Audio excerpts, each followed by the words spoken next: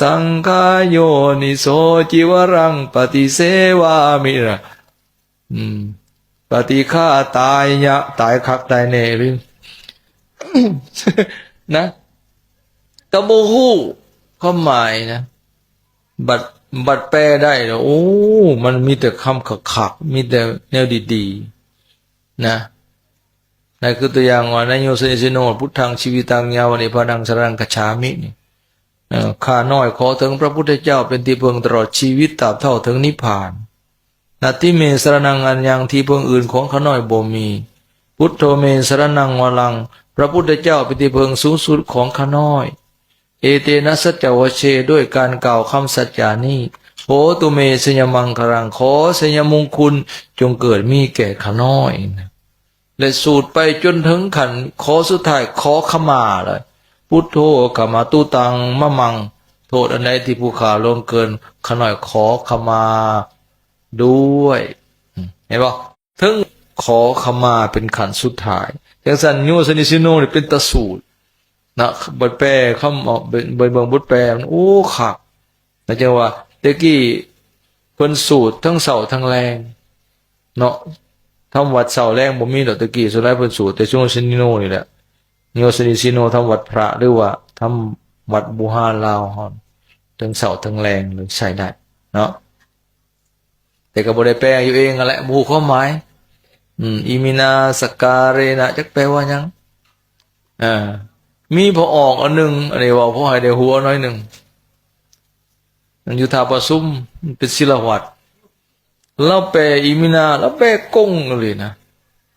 อิมินาสการเรนะตังพุทธังตังธัมมังสังฆังจบแล้วก็แปลข้าน้อยขอบูชาอย่างยิ่งเสริงพระพุทธเจ้าด้วยใบไม้ทั้งหลายเหล่านี้เราเอาสุดก็มาถามเราคืนโยเราในขันเนี่ยมันมีดอกไม้มันมีแต่ใบมันแล้วกับแม่นี่ใบกระดันงามันบ่มีดอกจักดอกคันไปว่าดอกไม้มันก็ตัวเพิ่นแล้วเราแม่นความเจ้าข้าน้อยขอบูชาอย่างยิ่งซึ่งพระพุทธเจ้าด้วยใบไม้ทั้งหลายเหล่านี้แล้วโอ้ยไปหลายบ่อนก็เห็นหลายแนวบ้านนี้ไปบ้านน้องพำนาหอหลวงไปนอนข้างคืนอยู่หันมื้อเช้ามีแม่ออกมาจังหัน4-5 คนแม่เฒ่าอันนั้นอายุคือสิประมาณ90พาลูกหลานไหว้พระเราก็ฉลาดเด้เนี่ยครูชั้นเขาแล้วก็พาเขาไหว้พระไหว้บ่ได้แปลดอกแปลแต่อีมินาแหละการก็บ่ได้แปลแล้วก็ไหว้อีมินาเสียงก็น้อยอิมินาสักกาลีนาอันสู้ไม่ออกลงน้ำกับอิมินาน้ำเหลวของเราเป็นหัวหน้าดิเขาก็ฮีดชนะแล้วชุมหนักก็เลยโยกสังมาเสียงหน่อยเถอะอาจจะมาสั้นไปน้ำก็ขึ้นจากหัวไปน้ำนะบัดแปรที่มันขักบาเนี่ยเราก็แปรข้างในเลยข้าน้อยขอบูชาดวงวิญญาณของพระพุทธเจ้าก็คือมีวิญญาณนำบัดนี้ด้วยเครื่องบูชาทั้งหลายเหล่านี้ต่อมาก็ข้าน้อยขอบูชาดวงวิญญาณของพระธรรมปะโทพระธรรมก็มีวิญญาณบัดนี้แห้งขักกันขอบูชาดวงวิญญาณของพระสงฆ์ใครแหนพระสงฆ์เลยพระพุทธเจ้าคันยังพระชนพระยุพระองค์ยังอยู่ก็มีวิญญาณพระธรรมนิติคำสั่งสอนนี่มีวิญญาณจากไหนนะโมตัสสะนี่นะก็เลยก็เลยบรรเล่าชั้นเขาเรียบร้อยแล้วก็เลยหยองเราโอ้ยไม่ย่าสูตรผ้าสูตรมวลเนาะแต่คำแปลน่ะมันสิแปลกๆอยู่สันแปลมันแปลกมันเป็นอะไรมันผิดบนไหนอันย่าเราอันมันมีวิญญาณแล้วสันแต่ความจริงในหันบริมีวิญญาณในบาลีนะมันเทื่อหน้าจะสุใส่วิญญาณเด้อไม่ย่าเด้อโอ้ยเป็นช้อนนี่ขน้อยก็เล่าเอามันก็จื้อยักเป็นช้อนว่ามีวิญญาณขน้อยก็เล่าเอาแล้วจื้อนั่นคือมันพิษถึกอยู่จังซั่นเนี่ยเฮาบ่ฮู้ที่ไปที่มาของมันอันนั้นก็ยังดีอยู่ยังพอเข้าใจอยู่มีส่วนถึกคือได้แปลฮู้ความหมาย แต่ส่วนหลายเฮาก็บ่ได้แปลเนาะสูตรมงคลโดยเฉพาะในมงคลสูตรเนี่ยเสียดายเฮาได้ตั้งแต่สูตรเขานี่เขาโอน้ำมนต์นะสูตรเขา4 ถ้วยเลยสูตรจบเลยก็เอามาลูกขมอมแล้วนำมันนำยืนเด้อมันยืนอยู่ดีมีแห้งมันยืนให้ทุกข์ให้โศกให้โรคให้ภัยอยู่ดีมีแห้งแต่ก็ให้มงคลเขาทั้งขมอมนะแต่ว่าความหมายที่เป็นคำสั่งสอนในมงคลสูตรนะเฮาบ่ฮู้เลยตัวนี้น่าเสียดายโดยเฉพาะในบทพหุเทวานี่อันนี้มงคลพระพุทธเจ้าแท้ๆเลยเราเทวดาเนี่ยไปทูลถามพระพุทธเจ้าเนี่ยขอเข้าสู่เรื่องเลยเนาะว่าโดยมงคลข้าพเจ้าหมายถึงพระอานนท์ได้หับฟังมาอย่างนี้สมัยหนึ่งพระผู้มีพระภาคประทับอยู่วัดเชตวันอารามของอนาถบิณฑิกาเศรษฐีเมื่อราตรีผ่านไปหมายความว่าแต่หัวค่ำผ่านไปตนดึกๆนี่เทวดาเขาสิมาไหวพระพุทธเจ้าเทวดาอีหลีเด้บ่แม่นเทวดาเดินดินคือเฮาเด้เทวดาองค์หนึ่งมีวรรณะงามยิ่งนักเปล่งรัศมีให้สว่างไปทั่วพระเชตวันนี่เทวดามาในวัดนี่สิหุ่งเลยบ่แม่นมาไต่ไฟนี่ได้รัศมีเทวดานี่หุ่งหมดเลยนะเขาไปเฝ้าพระผู้มีพระภาคถึงที่ประทับถวายอภิวาท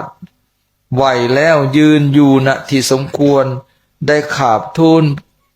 พระผู้มีพระภาคด้วยคาถาว่าเทวดาและมนุษย์จำนวนหลายนี่ครับพระหูเทวามนุษย์สานะเห็นบ่ขึ้นต้นนะเทวดาและมนุษย์จำนวนหลายต่างมุ่งหวังความสบายดีร่วมกันคิดถึงเรื่องมงคล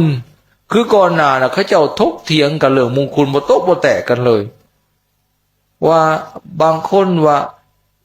ได้เห็นรูปงามๆตาเฮาได้เห็นรูปงามๆสิเป็นมงคลเห็นแก้วมณีเห็นคนแต่งโตเห็นพญาราชาแต่งโตงามๆเป็นมงคลเฮาว่ามงคลทางตานี่แหละเว้ยในตาเห็นงามๆบาดมีผู้คัดค้านบัดตาเจ้าสิเห็นแต่แนวงามบ่เห็นแนวขี้ร้ายนี่ซั่นน่ะจบหมอนี่ก็ปิดปากเว้าต่อบ่ได้เถียงกันผู้หนึ่งว่าได้ยินเสียงงามๆได้เห็นรูปงามๆได้ยินเสียงงามๆได้กินหอมๆได้รสแซ่บๆได้สัมผัสนุ่มนวลแขวเขานองาอันนั้นเป็นมงคลเถียงกันไปกันมา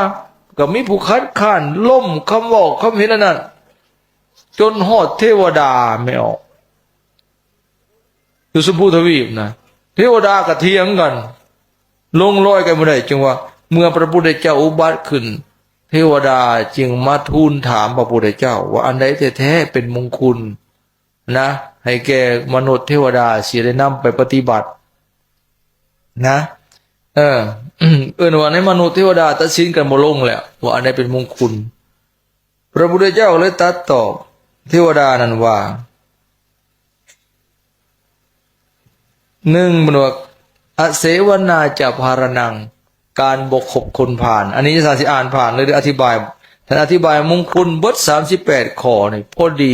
แจ้งพอดีคันที่อธิบายแต่ละข้อนี่ตั้งแต่นี่ไปฮอดแจ้งพอดีจังสิสุดเพราะว่าแต่ละข้อมีข้อปีกย่อยอีกบักหลายๆเนาะตัวอย่างว่าคนผ่านเป็นคนใดคนผ่านมีลักษณะอย่างใดการคบคนผ่านมีโทษอย่างใดขันแยกเป็นแต่ละอย่างเด้เนาะ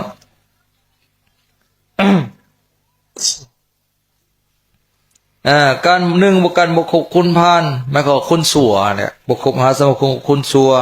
2การคบบัณฑิตคบแต่ผู้มีศีลมีธรรมเป็นเพื่อนเป็นมิตรสหายเป็นผัวเป็นเมียอย่างแล้วแต่เป็นคู่เป็นลูกศิษย์3การบูชาคนที่ควรบูชานี้เป็นมงคลอันอุดมอันสูงสุด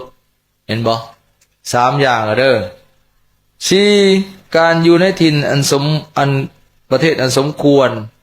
ประเทศอันสมควรคือประเทศสิมีเฮามักว่าบ้านเมืองท้องถิ่น ที่มีน้ำไหลไฟสว่างทางดีมีการศึกษาตัวหันก็มีแต่ความสุขความเจริญหาการได้สร้างบุญไว้ในปางก่อนนี่คนเฮาสิมีความสุขความเจริญมีบุญมาได้เคยสร้างบุญไว้ได้หรือคนเฮาสิมีผลงานให้พักกลัดขันเทิงหย่องย่อแม่นบ่เลื่อนขันเลื่อนตำแหน่งมันก็ต้องมีผลงานต้องมีความดีไว้ก่อนแม่นแล้ววะนี่บ่มีผลงานพี่ช่างบ่ยังให้เพิ่นเลื่อนขันยังให้เพิ่นเลื่อนยศยังให้เพิ่นให้ใบหย่องย่อโอ้ยบ่สิไปให้เนาะนั่นแหละทำบุญไว้ในปางก่อน6การตั้งตนไว้ในทางที่ชอบตั้งตนไว้ในบ่อนดีอันในที่มีศีลมีธรรมบ่ตั้งตนไว้บ่มันชั่วในความชั่วนี้เป็นมงคลอันสูงสุด6ข้อเลยเนาะ7ความเป็นพหุสูตรเป็นผู้เฮียนหลายเฮียนทางโลกก็ดีเฮียนทางธรรมธรรมวินัยก็ดีอันนี้เอิ้นว่าเป็นผู้ได้เฮียนหลายศึกษาหลายก็เป็นมงคลไหน7ความเป็นผู้มีศิลปะเป็นผู้ชำนิชำนาญในแขนงการใดหนึ่งในเวียกงานในอาชีพใดหนึ่งเป็นหยังให้มันเป็นอีหลีเดี๋ยวนี้บ้านเฮาเมืองลาวเฮานี่เรื่องฝีมือแห่งงานความชำนิชำนาญนี่มันอ่อนตัวนี้เว้ากันอยู่ในคณะการนำผักลัดก็เว้าอยู่กันไปเทียบกับประสิทธิภาพในการทำงานกับประเทศอ้อมข้างเฮานี่ถือว่าเฮาต่ำสุดเลยนะบ่อยากเฮ็ดอาชีพให้ชำนาญการใดหนึ่งนะมันยังบ่เป็นคันว่าขนวัตถุดิบไปขายแต่สิแปรรูปวัตถุดิบนั้นมาเป็นผลิตภัณฑ์ให้มีคุณค่าขึ้นอันนี้ยังมีน้อยตัดใหม่ไปขายเพื่อนตัวเองหาตังค์สินั่งก็บ่มีหาโต๊ะงามๆมาใส่บ่มีเพราะเฮ็ดบ่เป็นนะเสียนบ่เป็นขวัดลิงขวัดลายบ่เป็นเขาไม้บ่งามนี่อันนี้คือบ่มีศิลปะบ่มีความชำนาญในเรื่องนี้ถึงเฮ็ดได้ก็บ่งามบ่ได้เฮียนเฮ็ดบ่คักนะแบบนั้น ความเป็นผู้มีศิลปะมีความชำนิชำนาญในการงานแขนงใดแขนงหนึ่งสามารถที่นำเอามาประกอบอาชีพเลี้ยงตนได้ต่อไปข้อที่9มีวินัยดีวินัยทางธรรมก็คือศีลสิกขาบทอาบัติต่างๆวินัยทางโลกก็คือหูจักระเบียบกฎหมายรัฐธรรมนูญขอห้ามขออนุญาตในใดเนาะเป็นผู้มีวินัยดี10วาจาสุภาษิตสุภาษิตาจยาวาจาเว้าแต่คำที่ดีงามอย่าไปเว้าคำบ่ดีคำปล่อยคำด่าคำติสินนินทาอันนั้นบ่เว้าแต่คำที่ดีๆนี้ก็เป็นมงคลอันสูงสุด11การบำรุงบิดามารดานั่นเห็นบ่การอุปถัมภ์พ่อแม่ผู้มีพระคุณอันนี้ก็เป็นมงคลไหน12การสงเคราะห์บุตรภรรยาผู้เป็นผัวก็สงเคราะห์บุตรลูกดูแลเมียก็อนุเคราะห์ผู้เป็นผัวหน้าที่ดีๆอันนี้อธิบายแต่ละอย่างมีอย่างละหาเบิดเนี่ยแต่ว่าเขาอธิบายหน้าที่ของผัวหน้าที่ของเมียหน้าที่ของแม่พ่อแม่ลูกปฏิบัติต่อกันพอดีเบิดคืนนะพอมันมีอย่างละหา13การสงเคราะห์ภรรยานั่นวันกินสงเคราะห์บุตรเนาะสงเคราะห์เลี้ยงดูลูกหมายความว่าถึงพ่อแม่นะ13การสงเคราะห์ภรรยาอันนี้ละหน้าที่ของผัวเมียปฏิบัติต่อกันให้มันดีๆ14การงานที่บ่ข้างคาการทำงานที่บ่ข้างคาอันนี้ก็เป็นมงคลอันสูงสุดคือเฮ็ดงานยังให้มันแล้วพอแล้วก็ให้แล้วบ่แม่นยังเหลือน้อยหนึ่งก็เลิกหนีไปเสียยังเว้นอยู่ก็ร้อยหนีไปแล้วนะสั่นคำก็อย่าให้มันแล้วหน้างานอย่าให้มันข้างนี่ นะคันว่างานข้างว่างานอากูลแปลว่าบูดเน่างามงานขามคืนน่ะมันบูดเปรียบมันคงกิน นะไม่นั่นจังซั่นผู้ใดเฮ็ดงานหยังก็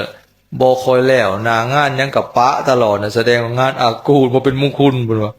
จังซั่นพอแล้วก็มันแล้วค่ำมืดก็อย่าอดสาเอาเฮ็ดให้มันแล้ว นี่นักเมื่อยหลายก็อย่าเมื่อยแน่ก็บ่เฮ็ดได้ก็มันหมดให้มันแล้ว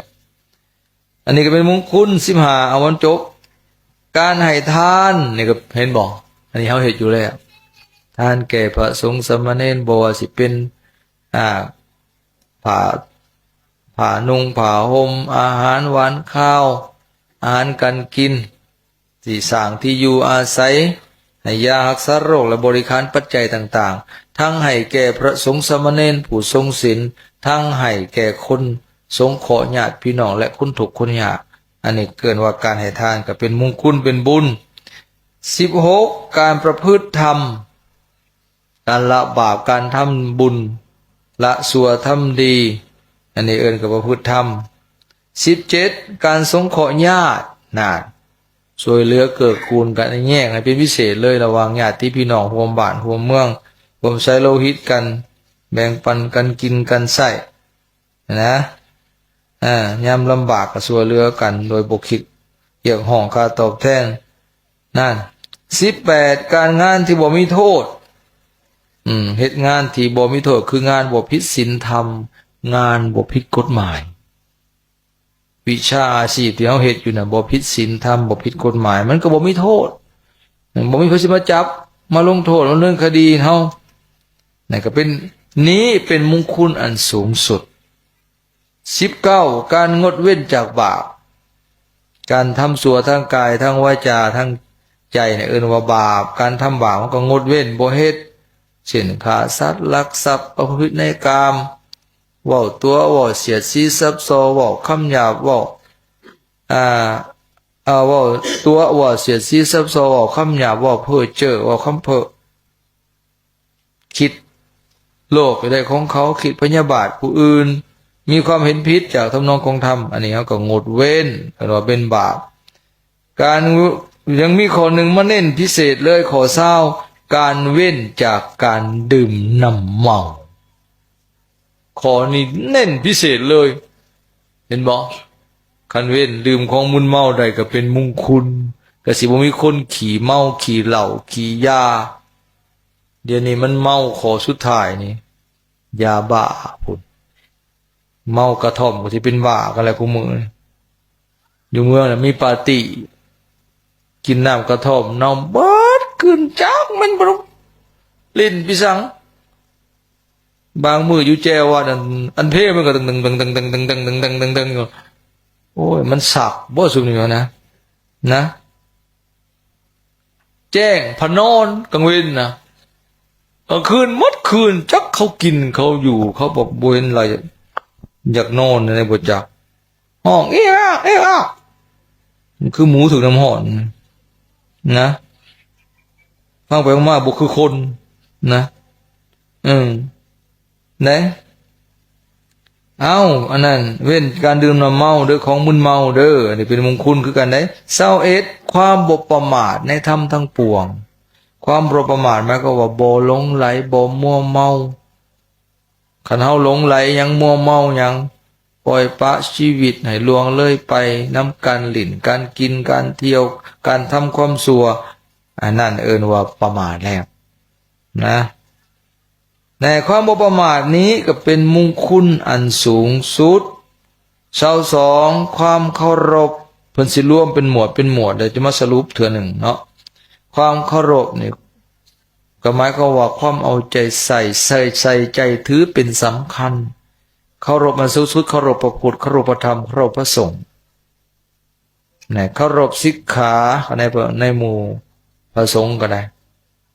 เคารพการศึกษาหรือว่าเคารพสิกขาบทวินัยก็แม่นเคารพในความบ่ประมาทเคารพในการปฏิสันทานต้อนรับความเคารพนี่โอ้สำคัญเด้อนี่นะส่วนใหญ่เฮาเข้าใจแต่แคบว่าการยกมือไหวการก้มหัวคำนับการเวียนวัดเดินอ้อม3 รอบนบไหวการโค้งคำนับแล้วนี่เฮาคิดแต่นั้นนี่แต่จริงๆมันกว้างกว่านั้นเนาะยกตัวอย่างเฮามานี่เฮาทำความเคารพในการฟังคือการบ่ล้มกัน บ่เฮ็ดเวียกอันอื่นบ่เล่นโทรศัพท์อันนั้นเคารพการฟังเห็นบ่นั่นคันบ่เคารพแล้วก็เอาแล้วเว้ากันล้มกันลิ้นนั่นลิ้นนี่ลุกไปมายางเลาะลิ้นนั่นคือบ่เคารพในการฟังธรรมเห็นบ่บาปใดอย่างนี้เลยบ่แม่ออกเกิดชาติหน้ามีลูกมีหลานบอกยากสอนยากบ่เงียงหูใส่บ่ใส่ใจบ่ตั้งใจฟังบ่สนใจไปที่อื่นเพราะโตบ่เคารพในฟังและเป็นคนปึกด้วยเรียนหนังสือยากคนบ่ฟังบ่เคารพเวลาฟังธรรมนะไปรบกวนหมู่ไปเว้าไปหยอกนี่เรียนหนังสือเรียนยากจื้อยากปัญญาหน่อยปัญญาอ่อนนี่คนบ่สนใจฟังธรรมระวังเด้หมู่เพิ่นเข้าใจหมู่เพิ่นบรรลุวิยังบ่เลยเจ้าของยังฟังปานใดก็เป็นเป่าปีสู่หูควายไปฟังอยู่จักให้บ่เข้าใจจักเพิ่นเทศอีหยังเฮียนก็ปึกเรายังก็ลืมนั่นแหละกรรมบ่ตั้งใจฟังธรรมมีลูกมีหลานก็บอกยากสอนยากมันแม่นแล้วกูมึงเห็นบ่พ่อมันบ่อยากฟัง นะเจ้าหาความกตัญญูเนี่ยขามไปละ23ความอ่อนน้อมถ่อมตนนี่มีสัมมาคารวะนะหูจักเคารพหูจักอ่อนน้อมต่อพระสงฆ์พระพุทธพระธรรมพระสงฆ์อ่อนน้อมต่อพ่อต่อแม่ต่อผู้เฒ่าผู้แก่ผู้มีพระคุณนี่ก็เป็นมงคลได้อ่อนน้อมถ่อมตนเด้อหูจักนบจักไหวหลีกทางก้มหัวเวลาเห็นผู้หลักผู้ใหญ่แบบนั้นความสันโดษนี่ฟังเด้ออันนี้เด้อคนลาวเฮามักใส่ผิดสันโดษแปลว่าผู้มักน้อยพอใจในสิ่งตนมียินดีในสิ่งที่ตนได้อย่างอื่นว่าสันโดษได้แต่คนลาวเฮาสิมักเว้าสองคำมาต่อกันสันดีนกับสันโดษคือมาสันดีนสันโดษแท้เพิ่นว่าเห็นผู้ใดโลภมากอยากได้หลายน่ะไปเว้าใส่เขาว่าคือสันดีนสันโดษแท้สันดีนนี่สิบ่ดีมันดีนแต่สันโดษนี่ดีแปลว่ามักน้อยพอใจในสิ่งที่ตนเองมียินดีในสิ่งที่ตนเองได้ดีคำว่าสันโดษเพราะมาจากคำว่าสันตุถิบาลีเนี่ยแปลว่าความพอใจในสิ่งที่ตัวเองมีตนเองได้มักน้อยมักอยู่มักเรียบง่ายนะประหยัดมัธยัสถ์25ความกตัญญูฮู้บุญคุณผู้มีพระคุณแล้วก็ตอบแทนก็เช่นว่าลูกรู้จักบุญคุณพ่อแม่ว่ากตัญญูต่อพ่อต่อแม่กตเวทีแล้วก็ตอบแทนบุญคุณเพิ่นอันนี้ว่าก็เป็นบุญคุณได้นี่25นี่ก็เด้อแล้วก็หาได้ยากในโลกอีกด้วยคนที่มีกตัญญูฮู้คุณผู้มีพระคุณนี่คือบุหานเพิ่นว่าเนี่ยพ่อแม่2คนเลี้ยงลูก10คนได้ลูก10คนเลี้ยงลูกเลี้ยงพ่อแม่2คนบ่ได้มันมีหลายแบบนั้น26การฟังธรรมตามกาลนี่กำลังฟังนี่เห็นบ่ฟังธรรมได้นี่เวลานี่งานสมโภชพระก็มาฟังธรรมวันศีลดับศีลเพ่งศีลข้างขึ้นข้างแห้มมีงานเทศกาลต่างๆมันมีการฟังเทศน์ก็ไปฟังนี่อันนี้ก็เป็นมงคลอันสูงสุดเอา28ความอดทนเป็นมงคลอดทนอย่างแน่อดทนต่อความลำบากเวลาประกอบการงานต้องได้แบกได้หามตากแดดตากฝนอดทนต่อความทุกขเวทนาเวลาเจ็บไข้บ่แสดงอาการกระล้นทุรนทุรายกระวนกระวายหลายเจ็บหน่อยก็ข้างขับบ้านเป็นตาช่างซ้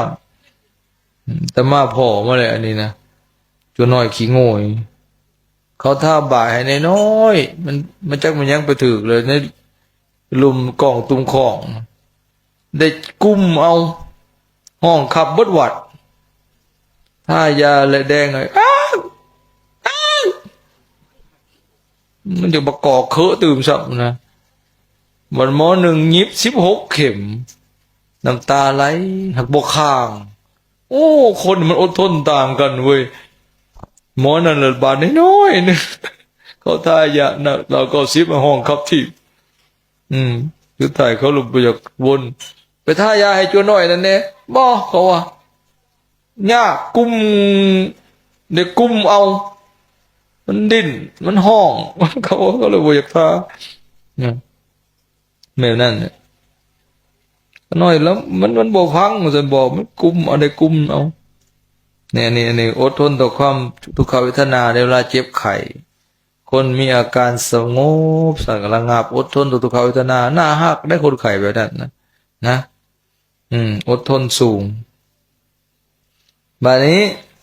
ต่อมาอดทนต่อความ